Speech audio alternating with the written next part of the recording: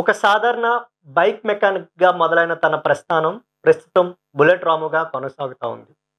కడలి బ్రదర్స్ స్వచ్ఛంద సంస్థ పేరు మీద ఒక చిన్న వాట్సాప్ గ్రూప్ ద్వారా మొదలైన తన సేవా కార్యక్రమాలు ప్రస్తుతం అనేక జిల్లాల్లో, అనేక ప్రాంతాలకి విస్తరించిందని చెప్పవచ్చు. కరోనా వంటి విపత్కర పరిస్థితుల్లో అందరూ ప్రాణ భయంతో ఇంటికే పరిమితమైతే, ఆయన మాత్రం 40 రోజులు నిర్విరామంగా పేద ప్రజల కోసం పనిచేశారని చెప్పవచ్చు. నిరుపేదలకు ఆహారం అందించారు. కరోనాలో కూడా అనేక సేవా కార్యక్రమాలకు నిదర్శనంగా ఆయనకి అనేక అవార్డులతో సత్కరించారు. ఆయనే కడలి జానకి శ్రీరామచంద్రమూర్తి అలియాస్ బుల్లెట్ రాము. ఈ వారం ఎన్‌కౌంటర్ విత్ కిట్టు కార్యక్రమానికి ముఖ్య అతిథి బుల్లెట్ రాము. ఆయనతో మాట్లాడే ప్రయత్నం చేద్దాం. నమస్కారం రాము గారు. నమస్తే అండి. ఎలా ఉన్నారు? బాగున్నాను సార్. సార్ చెప్పండి, అసలు కడలి జానకి శ్రీరామచంద్రమూర్తి ఈ పేరు పెట్టడానికి గల కారణం? మా అమ్మ నాన్నగారు పెట్టిన పేరండి అది. అది కొనసాగుతుంది. కానీ ఇప్పుడు ఏంటంటే రాజమండ్రి వచ్చేసిన తర్వాత లవ్ మ్యారేజ్ చేసుకుని రాజమండ్రి వచ్చేస్తున్నాను. నా నేటివ్ ప్లేస్ వచ్చేసి అంబాజీపేట మండలం మొక్కామల గ్రామం. యాహ్! అక్కడి నుంచి ఇక్కడ రాజమండ్రి రావడం జరిగింది. రాజమండ్రి చేస్తూ మెకానిక్ చేస్తూ సేవా కార్యక్రమం చేయాలి. మేము నిరుపేద కుటుంబమే. యాహ్! నిరుపేద కుటుంబం నేను 10 మంది సాయం చేయాలని ఆ తపనతో ముందుకు వస్తున్నాను. అంటే ఏ ఏ సంవత్సరంలో మీరు మెకానిక్‌గా మారారు? నేను సుమారు 15 సంవత్సరాల క్రితం మానేశాను. 15 సంవత్సరాల నుంచి మెకానిక్ చేశాను కానీ తర్వాత మానేశాను. ఫీల్డ్ మానేసి సేవా కార్యక్రమాలు చేసుకుంటూ నా సొంత బిజినెస్లు చేసుకుంటూ సాగలేదు. మీ ఫ్యామిలీ చూసినట్టయితే పెద్ద ఆర్థిక బలం కానీ, అంగబలం కానీ ఏమీ లేదు. ఎటువంటి రాజకీయ కోణం కూడా లేదు. కానీ ఒక సాధారణ మెకానిక్‌గా మొదలైన మీరు ఈరోజు బుల్లెట్ రాముగా ప్రసిద్ధి చెందారు. ఎన్నో సేవా కార్యక్రమాలు చేశారు. ఎందుకు వచ్చింది అసలు ఈ థాట్? ఈ సేవా కార్యక్రమాలు చేయాలని థాట్ ఎట్లా వచ్చింది? ఆల్రెడీ మేము నిరుపేద కుటుంబం. యాహ్! మాకులాగా ఉండకూడదు. మనం 10 మందికి సాయం చేయాలి. 10 మందికి సాయం చేయాలి. 10 మంది బాగుపడాలని ఒక వాట్సాప్ గ్రూప్ క్రియేట్ చేసి కడల్ బ్రదర్స్ సేవా సంఘ గ్రూప్ కింద పెట్టుకుని మా ఓన్లీ కడల వారు అంతా ఉండి ఆ కార్యక్రమం ఎవరు ఏది వచ్చినా కూడా మేము ఉన్నాం అని చెప్పి ముందుకు వస్తున్నాం. అంటే ఆ గ్రూప్‌కి కూడా అనూహ్య స్పందన కూడా వచ్చిందని చెప్తున్నారు. అది ఎంతవరకు కరెక్ట్? గోవాలో కూడా మాకు అవార్డులు ఇచ్చారండి. గోవా రాష్ట్రం మన కలెక్టర్ గారు కూడా ఇచ్చారు. అనేక అవార్డులు వచ్చినాయి మాకు సంస్థకి. ఎవరికి ఏ ఇబ్బందులు ఉన్నా ఒక ఫోన్ కాల్ చేస్తే ఇమ్మీడియట్‌గా మా తోసిన సాయం చేయడానికి ఇప్పుడే కాదు ఎప్పుడు కూడా ముందుంటాం. కడలి జానకి శ్రీరామచంద్రమూర్తి అనేది మీ తల్లిదండ్రులు పెట్టిన పేరు. ఆ తర్వాత మెకానిక్‌గా ఎదిగానని చెప్తున్నారు. కట్ చేస్తే బుల్లెట్ రాము. ఎలా సార్? ఎలా మారింది పేరు? ఇది బుల్లెట్ రాము అనేది నాకు సినిమా ఫీల్డ్‌లో చేస్తూ ఉంటాను. సినిమా ఫీల్డ్‌లో కూడా చేస్తున్నారు? సినిమా ఫీల్డ్‌లో చేస్తూ ఉంటాను. ఒక హీరో జేడి చక్రవర్తి గారు పెట్టిన పేరు ఇది బుల్లెట్ రాము గారు. జేడి చక్రవర్తి గారు పెట్టారా బుల్లెట్ రాము? అంటే షూటింగ్ లో రాములు 4-3 కనపడారు. దాంట్లో నాది బుల్లెట్ వాడుతూ ఉంటున్నాను. ఇప్పుడు కూడా బుల్లెట్ ఉంది.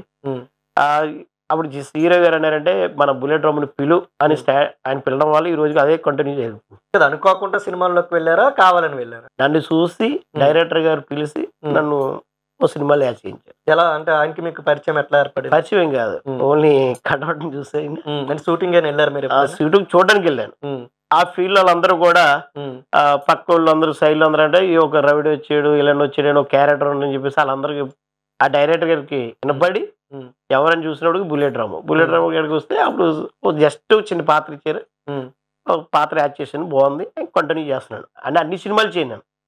ఆ తెలిసిన వ్యక్తులు వస్తేనే డైరెక్టర్లు కానీ నిర్మాతలు ఎవరైనా ఉంటే దాన్ని ముందు సాగుతాను. ఎన్ని మూవీస్ చేస్తారు సార్ ఇప్పుడు వరకు? నేను సుమారు ఒక 20 సినిమాల దాకా చేస్తాను. 20 సినిమాలు నటించాను. ఓకే. పెద్ద పెద్ద హీరోల దగ్గర కూడా చేస్తాను? లేదు, ట్రై చేస్తాను ఇంకా. అంటే ఇప్పుడు ట్రై చేస్తాను. ఏదో తెర మీద కనపడాలని తప్ప ఇదే పని మీద ఏం కాదు. మా ఇంకా ఫైనల్ స్పీడ్లు ఉన్నాయి. ఆ బిజినెస్ చేసుకుంటూ సరదాగా మన ఏరియాకి వస్తే రాజమండ్రి సైడ్ కానీ కోనసీమ సైడ్ కానీ సినిమా షూటింగ్ జరిగితే నన్ను పిలిస్తే నేను వెళ్తూ ఉంటాను. నేను మీ ఇంట్లో చూసినప్పుడు చాలా ప్రెస్టీజియస్ అవార్డ్స్ అయితే మీ గ్యాలరీలో చూసాను. అవునవును. గోవాలో కూడా మీరు అవార్డు తీసుకోవడం కానీ, కలెక్టర్ చేతుల మీద అవార్డు తీసుకోవడం కానీ, అంటే ఏ సందర్భంలో వచ్చేసరి అవార్డులండి మీకు? మంచి సేవ కార్యక్రమాలు చేస్తామండి. మేము ఎవరిని ఆశించే వాళ్ళం కాదు. సొంతంగా మాకు తోసిన సాయం ఎవరికైనా సరే చేయడానికి ముందుకు వెళ్తూ ఉంటాం. హాస్పిటల్ మీద కానండి, బ్లడ్ కార్యక్రమం కానండి, మన ఆవులు కానీ ఎవరికైనా పశువులకు కానీ ఆ గడ్డ వేయడం కానీ. కరోనా టైంలో అయితే కడప నుంచి మొదలెట్టాం, కర్నూలు నుంచి. అక్కడి నుంచి మొదలెడుతూ మొత్తం రాష్ట్ర వ్యాప్తంగా సుమారు 3 నెలలు మేము డైలీ నిశ్చిదానం పెట్టేవాడు. ఆల్ ఓవర్ స్టేట్ మొత్తం పెట్టాం కరోనా టైంలో. మొత్తం ఒక జిల్లాకు ఒక వ్యాన్ కింద పెట్టి వ్యాన్లన్నీ ఎక్కడెక్కడ మా కుర్రలను పెట్టుకుని డైలీ 300 మంది 400 మంది భోజనాలు పెట్టుకోవాలి. అంటే సొంత నిధులతోనే చేశారు? సొంత నిధులండి, సొంత నిధులు. మా నలుగురే 10 మంది ఉంటాం. మేము కడల బ్రదర్స్ సేవా సమితిలో 10 మంది ఉంటాం. ఆ 10 మంది కలిపి చేస్తాం.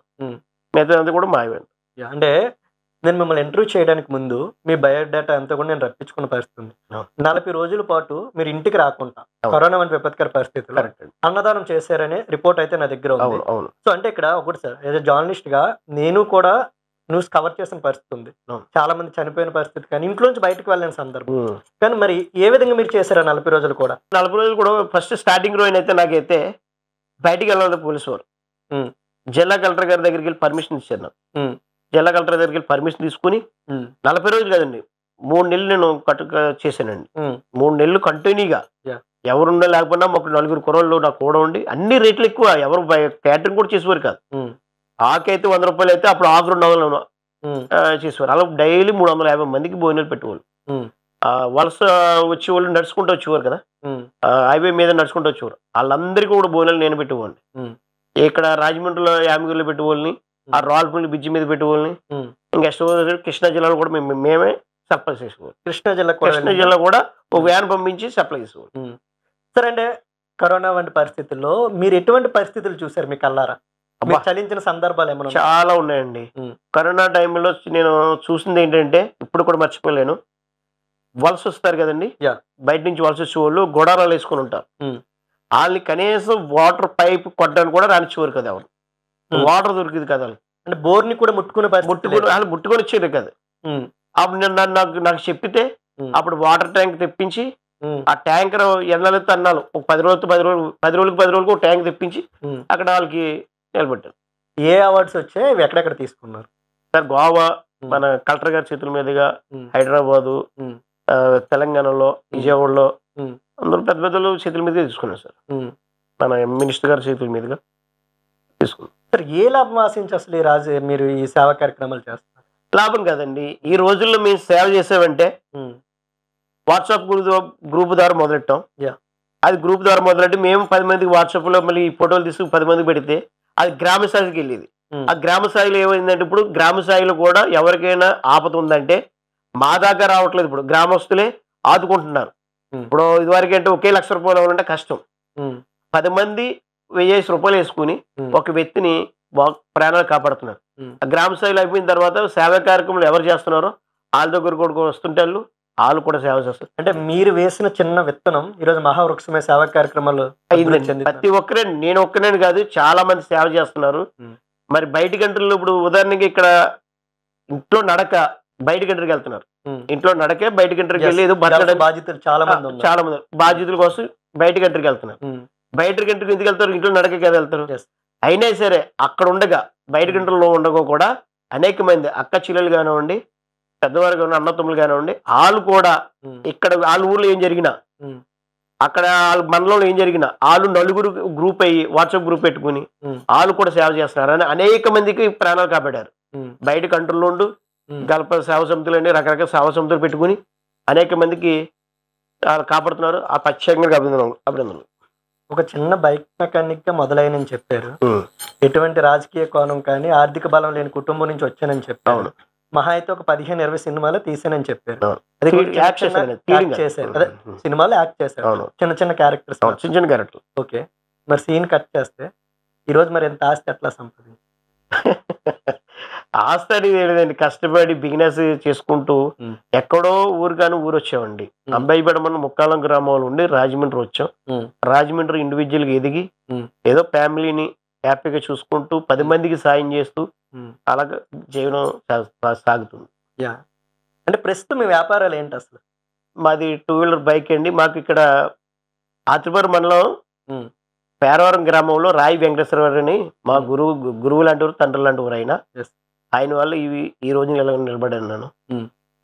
ఆయన అనేక కంపెనీలు ఉన్నాయి ఆయనకి, అవన్నీ మేనేజ్మెంట్ చూస్తూ మేనేజర్గా చూసుకుంటూ ఉంటాను. కాదు రాము గారు, మా ఇన్వెస్టిగేషన్లో కొన్ని విషయాలు కూడా మా దృష్టికి రావడం జరిగింది.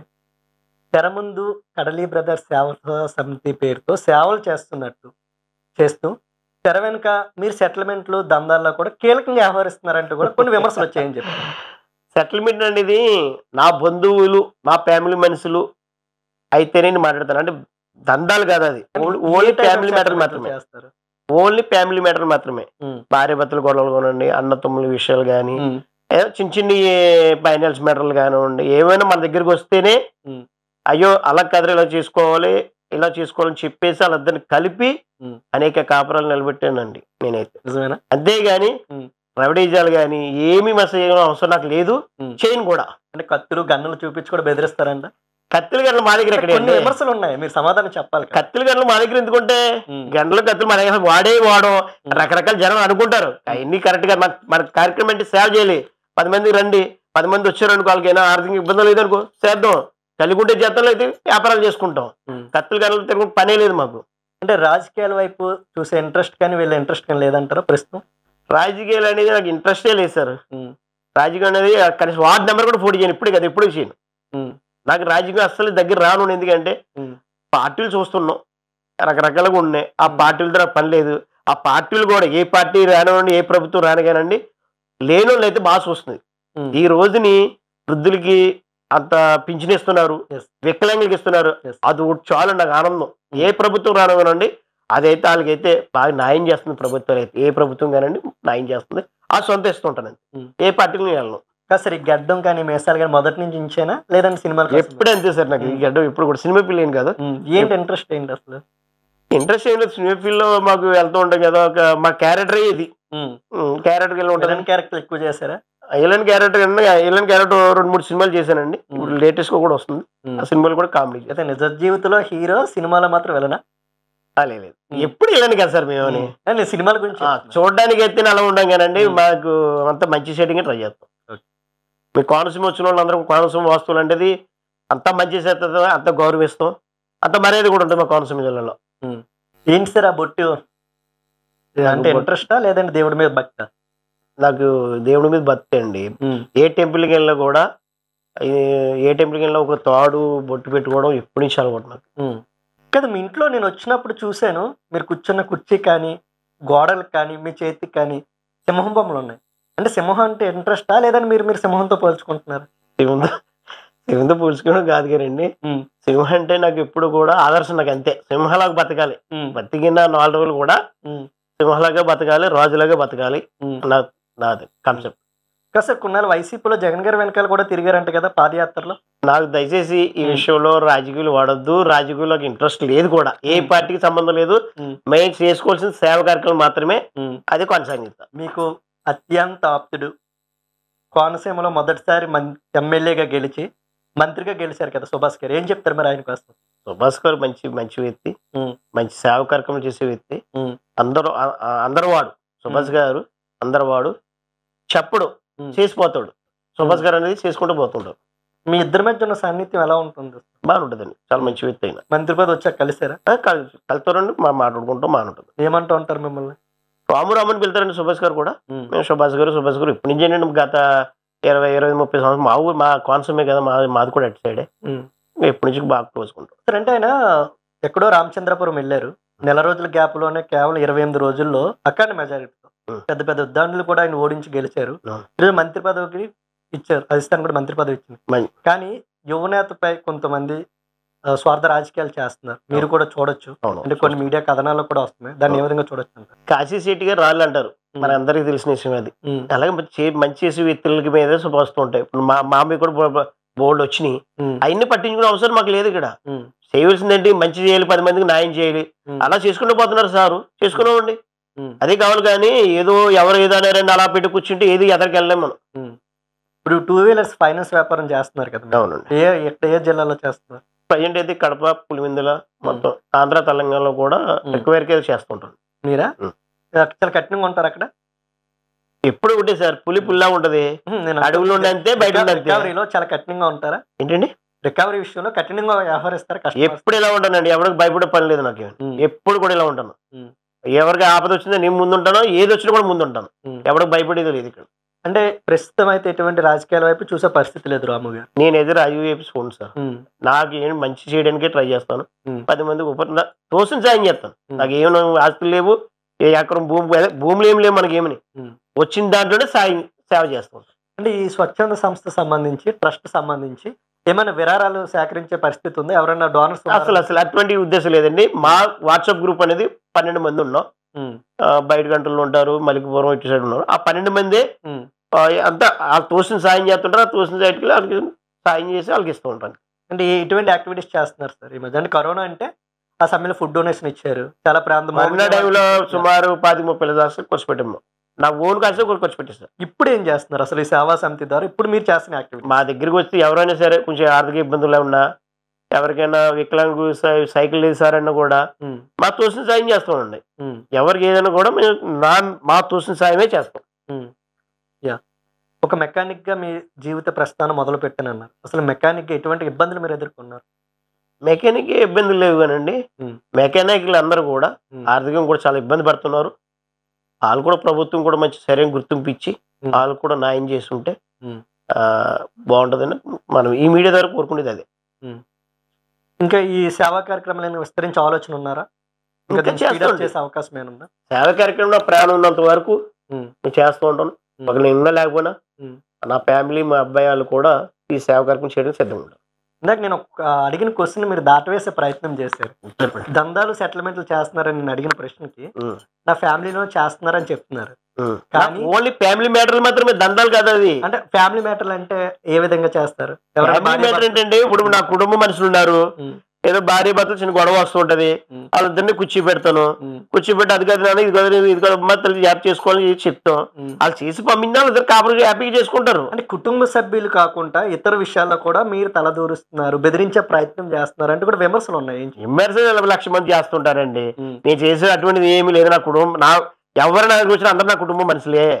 ఓన్లీ ఫ్యామిలీ మ్యాటర్లో నేను మాట్లాడుతాను, పంపిస్తాను. ఆ చిన్న చిన్న మన కుర్రలు ఏమైనా ఉంటే వాళ్ళు మాట్లాడి పంపిస్తాను తప్ప దందాలు ఏంటో మాకు తెలియదు, ఆ కత్తులు గన్నులు ఏంటో మాకు తెలియదు, రౌడీ అంటే మాకు తెలియదు. ఇప్పుడు మరి 40 సంవత్సరాల దగ్గర మాకుండే నా రౌడీ చేయడం లేదు మీ మీద. అసలు కేసు చూపించండి నాకు. ఒక కేసు కూడా ఉండదు స్టేషన్లో. అంటే అలా లైన్ చేస్తున్నారు అనుకోవచ్చు. ఎందుకండి అలా ఇంటి చేద్దాం. సెటిల్మెంట్లకి పోలీస్ స్టేషన్కి వెళ్తా ఉంటారు ఎప్పుడన్నా? నేను వెళ్తాను. పోలీసు వారు కూడా మంచి న్యాయంగా మాట్లాడతారు. ఎవరు తప్పు ఉండాలని ఖండిస్తారు. భార్య భర్తలు ఇద్దరిని కౌన్సిలింగ్ ఇచ్చి కాపాడి పంపిస్తారు. ఇంకా సినిమాల్లో మంచి మంచి పాత్రల కోసం ఏమైనా ప్రయత్నిస్తున్నారా? అది పెద్ద దాని కూడా పెద్ద ఇంట్రెస్ట్ లేదు సార్ నాకు. ఏమని మన కోనసీమ సైడ్ ఏమైనా షూటింగ్లు ఉంటే, రాయమండ్రి సైడ్ ఏమైనా షూటింగ్లు ఉంటే రండి సరదాగా మీ ఏరియాకి వచ్చి రాముడి క్యారెక్టర్ ఉందని చేయమంటేనే చేస్తాను. అదంతా కూడా మా ఫైనల్ ఫీల్డ్ అండి. మనంతా కూడా అంటే ఇప్పటికీ నిర్మాతలు డైరెక్టర్లతో టచ్ లో ఉంటారండి. అంటే ఇటువైపు రాజకీయాలపై ఇంట్రెస్ట్ లేదంటున్నారు, సినిమాలపై కూడా పెద్దగా ఇంట్రెస్ట్ లేదంటున్నారు. అవునండి. ఒకవైపు ఫైనాన్స్ వ్యాపారం చేస్తున్నారు, ఒకవైపు సేవా కార్యక్రమం. ప్రధాన మోటో ఏంటి జీవితంలో? ఇంకా మీరు సాధించవలసింది ఏంటి? నాకు సంపాదించడం నాకు ఆశ ఏం లేదు. నాకు సంపాదించడం ఆశ లేదు. ఎంతో కొంత లేని నా తోసిన సాయం చేయడానికి సిద్ధంగా ఉంటుంది. ఎందుకు మీకు రాజకీయాలపై విరక్తి పడడానికి కారణం ఏంటి అసలు? ఎందుకంటే ఒకప్పుడు మీరు బాగా తిరిగిన వ్యక్తి. అవునండి. ప్రభుత్వం పార్టీ కోసం పనిచేసిన వ్యక్తి. ఏ ప్రభుత్వం వచ్చినా కూడా మంచి అందరికి ఒక న్యాయం చేస్తుంది కదా. మనం ఇల్లు రాజకీయ దానిలో ఏం చేస్తాం? అంటే మీలాగే జీవితం మొదలైన చాలా మంది రోజు ఎమ్మెల్యేలుగా మంత్రులుగా ఉన్నారు కదా, మరి మీరు ఎందుకు రాకూడదు? సార్ వాళ్ళందరూ కూడా మంచి చేస్తున్నారు కదా సార్. మనం వచ్చి ఏం చేస్తాం అక్కడికి వెళ్ళి? ఇప్పుడు ఏ ప్రభుత్వం వచ్చినా కూడా మనకు కావాల్సింది ఏంటి? ప్రతి ఒక్కరికి లేని వాళ్ళు ఎలా ఆదుకుంటుంది, ఏ కార్యక్రమాలు చేస్తున్నారు, ఏ పథకాలు పెట్టారు, అన్ని పథకాలు అందరికీ అందుతున్నాయి. వికలాంగులు హీరోయిన్ పింఛన్ ఇది వరకు ఎంత ఉండేది? హీరోయిన్ పింఛన్ ఎంత అయింది? వృద్ధులకు పింఛన్ ఎంత అయింది? అది చాలు మనకి కళ్ళారా చూస్తున్నాం కదా. ఏ ప్రభుత్వం వచ్చి కూడా మంచి జరుగుతుంది కదా. అంటే డబ్బుతో సేవా కార్యక్రమాలు చేయడం వేరు, అధికారంతో సేవా కార్యక్రమాలు చేయడం వేరు. మీరు ఇప్పుడు చేస్తున్నంత కూడా డబ్బు ఖర్చు పెట్టి సేవా కార్యక్రమాలు చేస్తున్నారు. అదే అధికారం మీ చేతిలో ఉంటే ఇంకా విస్తృతంగా సేవా కార్యక్రమాలు చేయొచ్చు కదా. నాకు రాజకీయం మీద ఇంట్రెస్ట్ లేదు సార్. నాకు ఆ రాజకీయం బురద అనేది నాకు వద్దండి. నాకు అందరికంటే అందరూ తెలుసు. ఇప్పుడు ఉన్నాను సార్, నేను ఒక ఎమ్మెల్యే తిరిగి వెళ్తాను. ఈ పార్టీలు పక్కన పెట్టండి, ఏ పార్టీ వ్యక్తి ఒక ఎమ్మెల్యే దగ్గరికి వెళ్తాను. సార్ ఈ అబ్బాయికి ఇలా ఆపరేషన్ చేయాలి, కొంచెం లెటర్ పెట్టండి అంటే వెంటనే ఇస్తున్నాడు. ఏదో ఇంకో ప్రభుత్వం మారుతుంది సార్ నాకు చేసి పెట్టమని చేస్తున్నారు. అదే ఒక పార్టీ అయితే నా వల్ల కాదు కదా. అంటే సహాయం కోసం ఎమ్మెల్యే దగ్గరికి ఒక మనిషిగా వెళ్ళడం వేరు, ఒక ఎమ్మెల్యేగా సహాయం చేయడం వేరు. అది ఎందుకు కోరుకోవట్లేదు మీరు? నాకు ఇంట్రెస్ట్ లేదు సార్. రాజకీయం అనేది ఇంట్రెస్ట్ వద్దు సార్. రాజకీయ బురద నాకు వద్దు. 10 మంది నా తోసిన సాయం చేయడమే నాకు కోరుకోవాలి. ఇప్పుడు మీరు ఇన్ని యాక్టివిటీస్ చేస్తున్నారు కదా సేవా కార్యక్రమాలు, ఇంట్లో మీ భార్య కానీ మీ పిల్లలు కానీ సహకారం ఏ విధంగా ఉంటుంది మీకు? చాలా చాలా చక్కగా ఉంటుందండి. మా భార్య కరోనా టైంలో మీరు వెళ్ళండి, వాళ్ళందరికీ సాయం చేయండి, మీరు వెళ్ళండి అని కూడా చాలా సపోర్ట్ చేసింది నా భార్య. నా కుర్రోడు సపోర్ట్ చేశారు, నా ఫ్యామిలీ సపోర్ట్ చేశారు, మా అత్త తరపున వాళ్ళు కూడా వాళ్ళ ఫ్యామిలీ అందరూ కూడా సపోర్ట్ చేశారు, బాగా సపోర్ట్ చేశారు నాకు. సార్ చాలా ఇప్పుడు యువత చూసినట్టయితే చాలా వరకు కూడా అన్ఎంప్లాయ్మెంట్ ఎక్కువగా ఉంది. అటువంటి యూత్ కి మీరు ఇచ్చే సందేశం ఏంటి సార్? ఎందుకంటే ఒక యువకుడుగానే మీరు మీ జీవిత ప్రస్థానం మొదలుపెట్టారు. ఈరోజు ఒక మంచి స్థాయిలో ఉన్నారు. ఎంతో మందికి ఉపాధి కల్పిస్తున్న పరిస్థితిలో అటువంటి యువతకి మీరేం చెప్తారు? ఏ యువత అయినా సరే ఫస్ట్ స్టడీ చదువుకోవాలి. హ్మ్. చదువు లేకపోతే ఏ విధంగా మారలేం. హ్మ్. మనం డెవలప్ అవ్వాలన్నా, మన కమ్యూనిటీ డెవలప్ అవ్వాలన్నా, మనం 10 మందికి ఉపకారం చేయాలన్నా హ్మ్. చదువు అనేది చాలా ఇంపార్టెంట్. హ్మ్. ఏ కుర్రోడు కూడా చదువు మీద ఇంట్రెస్ట్ పెడుతుంటే మనం డెవలప్ అవ్వగలం. హ్మ్. ఇప్పుడు ఏదో ఒక ఇంజినీర్ చదివాడు అనుకో, ఓ 30,000 40,000 సాలరీ వస్తది. ఆళ్ళ ఫ్యామిలీ నలుగురు బతకొచ్చు. హ్మ్. అది చదువు లేకపోతే అడుగు కూడా ఎయలేం. హ్మ్. ఆడు ఇంకా చదువు ఉంటే ఇంకా నలుగురిని తీసుకెళ్ళి ఇంకో నలుగురిని జాయిన్ చేస్తాడు. హ్మ్. అలా డెవలప్ అవ్వాలంటే మెయిన్ స్టడీ. హ్మ్. చదువుకోవాలి. ప్రతి కుర్రోడు కూడా హ్మ్. చదువుకొని మంచి బుద్ధిలో తల్లిదండ్రులు చూసుకుంటూ, అక్కాచెల్లెల్ని చూసుకుంటూ ఆనందంగా గడపాలని భగవంతుని కోరుకుంటా. మీకు అత్యంత సన్నిహితుడైన ప్రస్తుతం మంత్రి సుభాష్ గారు 2 సంవత్సరాల క్రితం ఎస్ఈఎఫ్ అనేది ఒకటి స్థాపించడం జరిగింది. అవును. మంచి టెక్నాలజీ మంచి యాక్షన్ ఫోర్స్ అని. మంచి పని. ఆయన ఇటీవల కూడా ₹1,00,00,000 తన సొంత నిధులు కూడా దానికి కేటాయిస్తానని చెప్పారు. అవునండి. సో, మీరు కూడా అనేక సేవా కార్యక్రమాలు చేస్తా అవును. ఉన్నారు. మరి ఆ ఎస్ఈఎఫ్ కోసం మీరు మీ సపోర్ట్ ఏ విధంగా ఉంటుంది ఎస్ఈఎఫ్? ఎప్పుడు ఉంటది సార్. హ్మ్. మీ సపోర్ట్ కాదు, సుభాష్ గారు మాకు సపోర్ట్ చేస్తారు. హ్మ్. మా సపోర్ట్ సుభాష్ గారికి అవసరం లేదు కదండీ. సుభాష్ గారు మా ఇంటోళ్ళని ఎంతో మంది ఆదుకుంటున్నారు. హ్మ్. ఎంతో మందికి ఆదర్శంగా నిలబడుతున్నారు. అంటే ఆయన మొన్న స్టేజ్‌పై కూడా ఒక పిలుపు ఇచ్చిన పరిస్థితి. అవును, ఇచ్చారండి. ఎస్ఈఎఫ్‌కి మీ అందరి సహకారం కావాలి. ఇందులో విద్యావేత్తలు, రాజకీయవేత్తలు, వ్యాపారవేత్తలు ఉన్నారు. అందరూ సహకరిస్తే లక్షలాది మంది ఎస్ఈఎఫ్ సభ్యులకి ఉన్నత స్థాయిలో నిలబెట్టవచ్చు అని చెప్పారు కదా! హ్మ్. దానికోసం మీరేం మేము సపోర్ట్? ఎప్పుడు సపోర్ట్ చేస్తాం సుభాష్ గారికి. ఇప్పుడే కాదు, ఎప్పుడు హ్మ్. సపోర్ట్ చేస్తాం. హ్మ్. సరే అంటే ప్రస్తుతం రాజకీయాల్లో దూరంగా ఉంటానంటున్నారు. రాజకీయం నాకు ఇంట్రెస్ట్ లేదు. వ్యాపార అభివృద్ధికి అంటే ఇంకా ఈ వ్యాపారాన్ని విస్తరించే అవకాశం ఏమైనా ఉందా? తప్పనిసరి చేస్తాం. వ్యాపారం డెవలప్ కోసమే కొంచెం నేను ఈ మధ్య కాలంలో కొంచెం గ్యాప్ ఇచ్చాను గానీ, హ్మ్. ఈ డెవలప్ వ్యాపారం మీద దృష్టి పెట్టాను నేను కొన్నాళ్ళ పాటు. పిల్లి సూర్యప్రకాష్ గారు Ramachandrapuram YCP incharge, Vasamsetti Subhash Ramachandrapuram MLA, కార్మిక శాఖ మంత్రి. అవును. ఇద్దరు కూడా మీ సామాజిక వర్గానికి చెందిన వ్యక్తులు. అవునండి. మీ ఇంట్లో మీరు ఇద్దరితో కలిపి తీసుకున్న ఫోటోలు కూడా ఉన్నాయి. అవును. అంటే చాలా వరకు కూడా. అవును. మరి ఈ రోజు వాళ్ళిద్దరు బద్ధ శత్రువులా తయారయ్యారు. అంటే పచ్చగడ్డ వేస్తే బగ్గుమంటుంది. ఎందుకంటే పార్టీల పరంగా చూడొచ్చు. ఎందుకంటే వ్యక్తిగతంగా ఏమీ లేకపోయినప్పటికీ కూడా ఈయన టీడీపీలో ఉన్నారు, ఆయన వైసీపీలో ఉన్నారు. ఒకరిపై ఒకరు విమర్శలు చేసుకుంటున్నారు. మరి మీరు ఇద్దరితో సన్నిహితంగా ఉంటారు కదా, ఎవరికి ఎక్కువ ప్రాధాన్యత ఇస్తారు? విమర్శ ఏంటండి, నాకు ఉదాహరణ చెప్తున్నాను. మనకు 2 కళ్ళు. Yes. 2 కళ్ళు కమ్యూనిటీ పరంగా 2 కళ్ళు మేము పొడుచుకోలేం. Hmm. ఇద్దరికి కావాల్సిన వ్యక్తులే. Yes. అంటే రాజకీయంగా విమర్శ అనేది అందరికీ కామన్ ఇది. Hmm. అంతేగాని మేము ఎప్పుడు కూడా వాళ్ళిద్దరు కూడా బాగానే ఉంటారు. ఇద్దరికి కూడా కావాల్సిన వ్యక్తులు మాకు. Hmm. ఈ 2 కళ్ళు అయితే మేము పొడుచుకోలేం. ఇద్దరు కావాల్సిన వ్యక్తులే. Hmm. అంటే ఇద్దరి కోసం ఫైట్ చేస్తారా? ఇద్దరు కావాల్సిన వ్యక్తులు. ఇద్దరిలో ఒకళ్ళు తేల్చుకోవాల్సి వస్తే ఏం చేస్తారు సార్? ఇద్దరులో ఎలా తెలుసుకోండి. నాకు ఒకటి చెప్పిన మా కమ్యూనిటీ పరంగా ఇద్దరు బాగుండాలనుకుంటాం. ఎవరైనా ఇంకా ముందుకు వస్తుంటే ఇంకా బాగుండాలనుకుంటాం. కమ్యూనిటీ పరంగా అయితే ఇక్కడ కమ్యూనిటీ కదా, మాకు చేయవలసింది ఏంటంటే అన్ని కమ్యూనిటీలు బాగుండాలి, 10 మందికి న్యాయం చేయాలి. ఎవరు ఏ కమ్యూనిటీలో వచ్చినా న్యాయం చేయడమే మా సేవా కార్యక్రమం. రైట్. అంటే ఒక పార్టీ కోసం మీరు తెర వెనక చాలా కష్టపడ్డారు. అవును. కానీ ఈరోజు చాలా సైలెంట్గా ఉన్నారు, రాజకీయాలకు దూరంగా ఉంటానంటూ ట్రూత్ న్యూస్ ఇంటర్వ్యూలో చెప్తున్నారు.